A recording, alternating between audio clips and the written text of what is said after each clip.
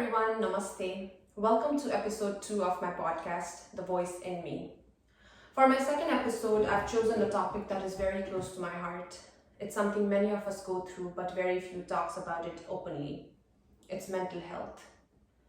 I want this to be as authentic as possible, so I'll be speaking in Nepali and English, whatever comes naturally to me. So, mental health ko kura garda, some of the common words that come to mind are anxiety, depression, panic attacks. But there's so much more to mental health that majority of us don't speak about or aren't aware of. I'm not an expert myself or professional in this matter, so I'm speaking from my experience and what I've learned through my journey of keeping mentally healthy. So, हाम्रो society को context में कुरा गर्नु पर्दा, हाम्रो society as a Nepali society, that is where I come from. When we say I'm not feeling mentally well, some of the first reactions that you receive are, why are you feeling that way? You have everything going so perfectly for you. There's no need for you to feel that way. Or, it's all good. Just go out with your friends, watch a movie, and it'll all go away. Or just sleep it off. Tomorrow will be a better day. And worst is when you tell them you're seeking help by going to a therapist, psychiatrist, or taking meds, they think you're crazy. Pagal bhayo. Everyone might not say it out loud, but most of them, that's what they think in their head. हाम्रो cultureमा mental health लाई एउटा taboo को रूपमा लिइन्छ. I'm sure many of us know stories where if someone is struggling mentally, they're taken to Babaji and झारफुक लाउने कामहरू गरिन्छ. I know things are changing a lot these days. Many people are open to talk about it and see the seriousness of it given all the discussions that surround the topic. I mean, especially because of pandemic where many people are not doing mentally well. Tewara, I say it's very important to talk about it and share your story if you are going through a mental struggle of your own. When I used to think about mental illness, I used to think he or she might be going through something sad in his life, some tragic events might have triggered it, like breakups or death in a family, friend circle, or not being happy with work, school, or life in general. Like mental health is directly related to happiness or sadness. Mental health equals happiness or sadness. But now that I go through anxiety myself and I've researched a lot in this topic, I've learned that mental health is directly related to your physical health too. For instance, you might be feeling extreme anxiousness due to your hormones. No wonder it is said females are theoretically more prone to anxiety. It might be related to something lacking in your body, like vitamin D deficiency, magnesium deficiency. So it's important to get your physical well-being checked thoroughly if you go through anxiety and panic attacks a lot. It might be because of something lacking in your diet, like lack of enough protein intake. So it's important to have healthy, balanced meal. And there are so many other physical reasons that might be triggering your mental health. I mean, there are times when everything is great in your life at the current moment, but due to past events, childhood trauma, it keeps coming back and triggers your mental health in so many ways. In fact, हाम्रो Nepali culture को कुरा गर्नु पर्दा, there are so many cultural reasons that might trigger someone's mental health and he or she might not even know it. For instance, women are responsible for all household chores and taking care of the family, regardless of if they work full-time or not. So यस्तो frustration, यो कुराले frustration, I'm pretty sure many women go through that in many households. अनि अर्को कुरा गर्नुपर्दा मेनहरुको कुरा गर्नुपर्दा they have the pressure of taking care of the family financially, so they have to be financially independent, and if they're not, they are looked down upon. So त्यो अर्कै किसिमको pressure हुन्छ हैन. अनि another big one I've seen in our culture is related to respecting elders. And don't get me wrong, I am obviously not against respecting elders, but to me respect is earned and it goes both ways. I think we have to respect every individual. Not I think, I believe. And that includes a newborn baby too.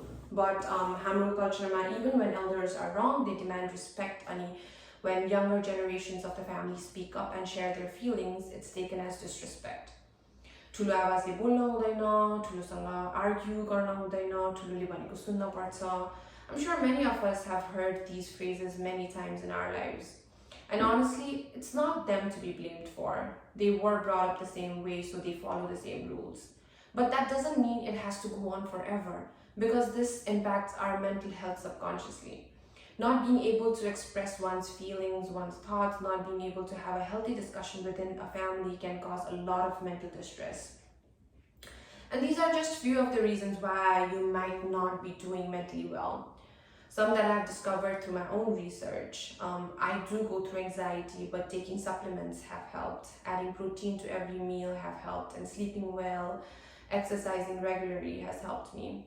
But there are some people that goes through extreme cases and have no clue how to help themselves. One of my very close friends, who is more like a sister to me, is going through something similar. In fact, she's been struggling with anxiety disorder, depression for almost 10 years now. And I thought it'll be good to have her on the show to share her story. We were planning on doing an interview style podcast, but because we are miles apart, she is in Nepal right now, and due to some technical difficulties, she's not able to record with me.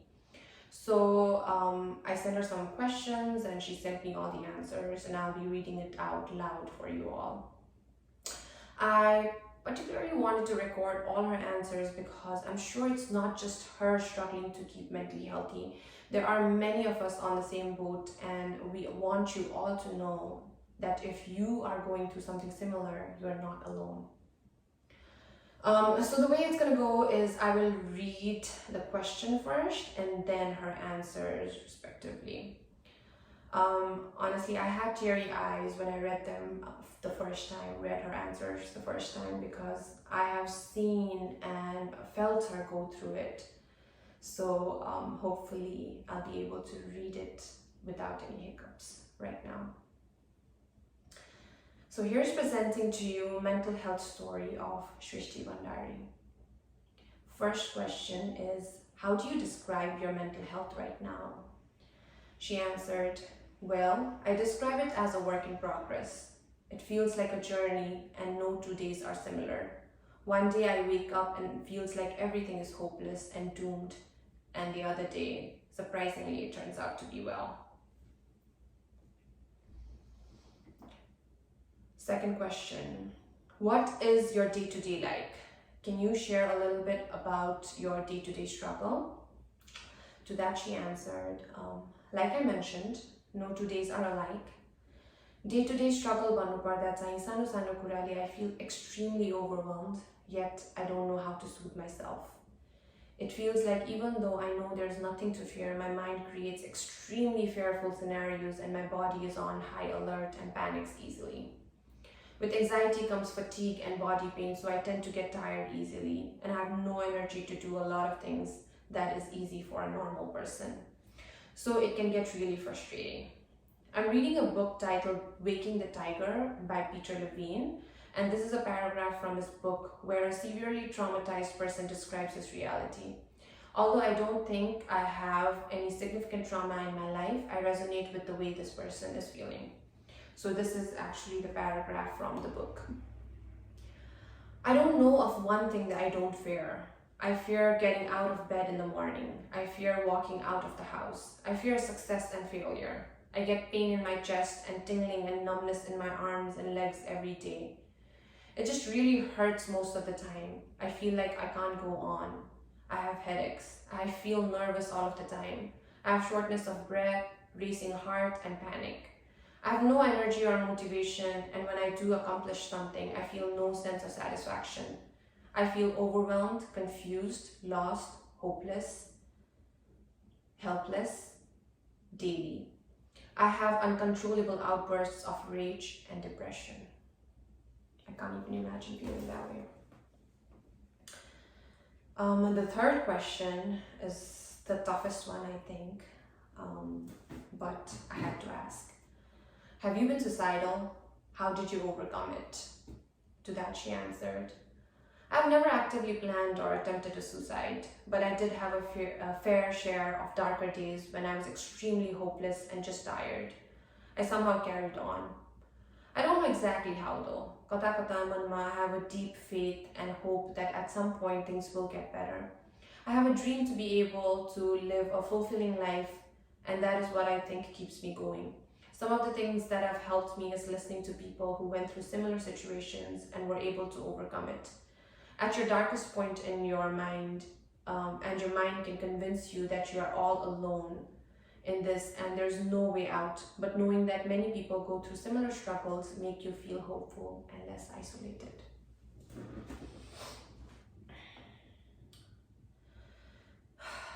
Okay, so the third question I asked is, what does your good day and a bad day look like? She answered, it all boils down to feeling hopeful. On a good day, each and every action I take goes toward taking care of myself and feeling hopeful that I'm getting better. On a bad day, I feel like I'm going downhill and I become very negative, frustrated, and just angry with the world. I get negative thoughts and I feel hopeless. It all feels so pointless. Fourth question. Have you discovered some of the reasons why you are going through this mental distress, or are you still in the process of discovering? To that she answered, honestly, I feel like healing process is ongoing. These days, I'm spending a lot of time with myself, understanding more about me and my condition. I'm reading books, watching videos to make myself aware about my condition.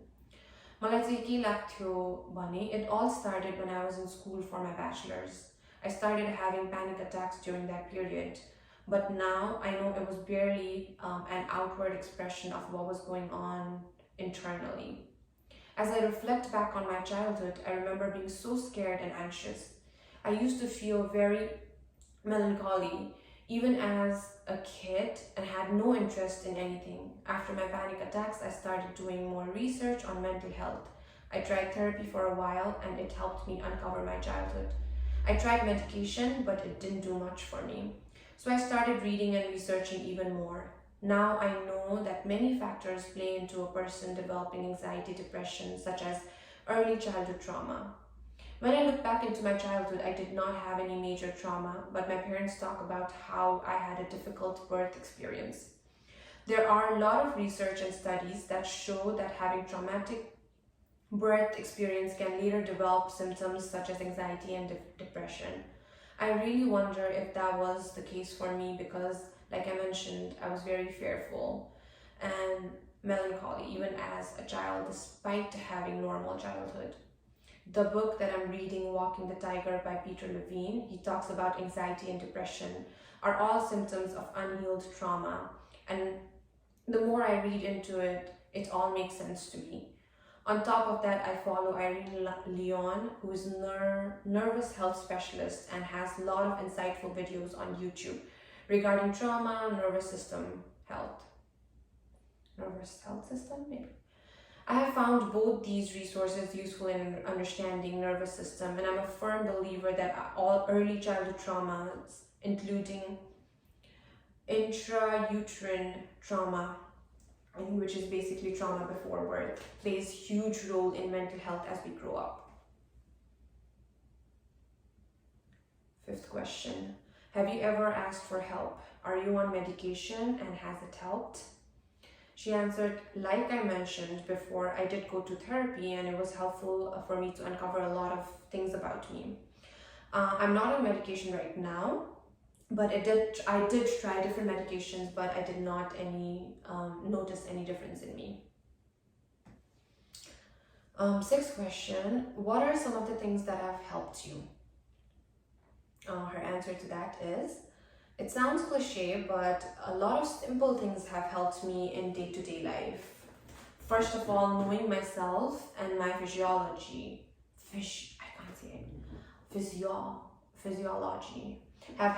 have been very helpful. I'm a highly sensitive person which means I get easily overstimulated by crowds, loud noises, so I spend a lot of time in a calming environment. Other simple things that have helped me in day-to-day life are things such as drinking lots of water, having some sort of regular routine, exercising, cutting on caffeine, clean eating helps at physical level. Recently, I have found that journaling helps me immensely. It helps me to clear my head, and as I gain more knowledge, I feel like healing has to occur on some same level as mind, body, and soul. So I'm learning more ways to help myself in all that level. Seventh question is there anything you want to tell the listeners and any word of advice based on your experience? To that she answered, first of all, if anyone out there is going through mental challenges, know that you are not alone. When I had my panic attacks, I remember thinking I had to hide it from everyone. I don't know why, but there was a sense of shame associated with it, with what I was going through. I saw myself as weak since I did not feel normal. I used to suffer inside while on the outside I looked all normal. I think a part of my biggest mistake was not reaching out for help when I was going through those dark days, and that sense of shame was the biggest obstacle for me to reach out for help. Even when you reached out, she means me, even when you reached out to me about the podcast, I was very hesitant. Mental health is a stigma as it is, and a lot of time we make it harder for ourselves. Then I had to remind myself, if someone I loved went through same difficult situation as I am in, then would I view them as a weak person or rather be there for them? Answer was clear in my head, that I would do everything in my power to help that person. It is difficult with mental health since these are all invisible wounds. So if you are going through similar issues, then try to see yourself as someone you care and reach out for help. Be there for yourself, because at the end of the day, you are the only person who can make things better for yourself. Then I asked, how can friends and family help? To that she answered, like I said, not being mentally stable is an invisible wound. You might see the person thriving externally, but inside they may be suffering to an extent that one cannot even imagine. If someone says they are not doing mentally well, don't dismiss their feelings. Just listen to them and try to educate yourself on this topic. The last question I asked is, what are some of the things you shouldn't say or do to those struggling with mental health? To that she answered, number 1, don't dismiss their pain and reality. Number 2, don't try to make them feel like it's all in their head.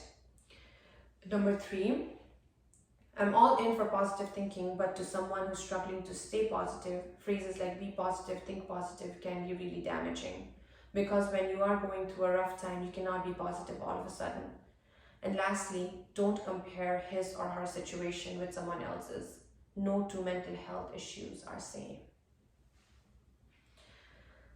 And that's the end of our question answer on mental health. So thank you, Shristi, from the bottom of my heart for being so brave, for being so vulnerable, and for willingly sharing your story with the mass. I know it was not easy for you, but you did it because it's important. And with that, I want to thank you all for listening and hope to see you on my next podcast. Namaste.